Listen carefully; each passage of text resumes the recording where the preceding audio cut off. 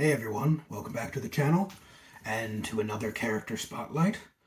I know that at the beginning of the first spotlight I said I would read the written piece and then talk freely about the characters, but I've realized in hindsight that that only really worked out for the first two characters for a couple of reasons. The characters to come, the spotlights I've written are a lot meatier.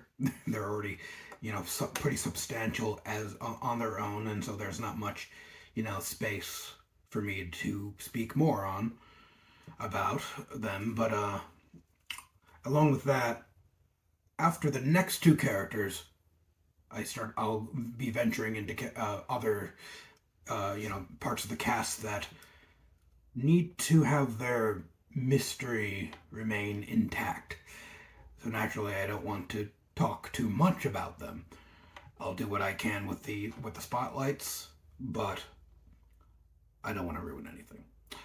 So with that in mind, going forward, I'm just going to read the written pieces, and if I happen to, on the spot, think of anything that would be fruitful to bring up in conversation, then I will do that. But for the most part, what I wrote for these characters is more than sufficient. But with that in mind, let's go ahead and start the next spotlight. Virdeus, a man of great suffering and pain, and one with quite the unusual history.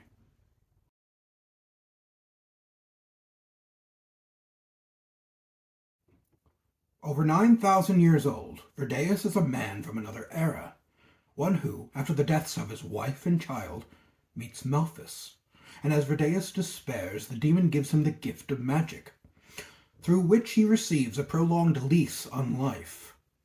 Taking on a messianic role, he saves thousands of suffering souls with the same gift he received from Malphus, thus creating a new family in the form of the Demon Slayer Guild, a group of magical humans seeking to protect humankind.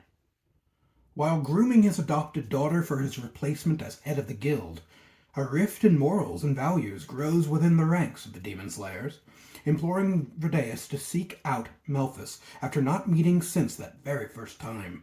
Once more, he needs the demon's help. With his daughter by his side, Virdeus is a well of guidance and wisdom when they finally meet Seth, though all he can do is hope that his words reach the newborn demon's ever more problematic ears. After all, Virdeus knows a thing or two about what problems magic can bring, because, fun fact, Virdeus's name came from squishing two Latin words together, vir meaning man and deus meaning God. The first of his kind, with a past laden with many mistakes. Alright, before we wrap up, a quick note about his name, since he has the strangest name of all the cast in the book. Because of its Latin origins, I call him Virdeus. I've always referred to him as such, but even though this is not very common knowledge and for good reason, Latin is a very dead language for good reason. But the actual pronunciation, if we were being accurate, would be Virdeus, because Latin has V's that sound like W's. But because of his strange name, you can call him Virdeus, Virdeus. I'm going to leave that up to the reader to decide. I'm not here. I just want you to enjoy the story. Buy a copy and get as much out of it as you can, but ultimately just enjoy it. All the finer details aside from that is up to you. Call them what you want. But with that said, we are done with this spotlight, and make sure to pick up a copy. The pre-order link is in the description below. I appreciate all the support I've received so far, and well, tune in next month for another spotlight.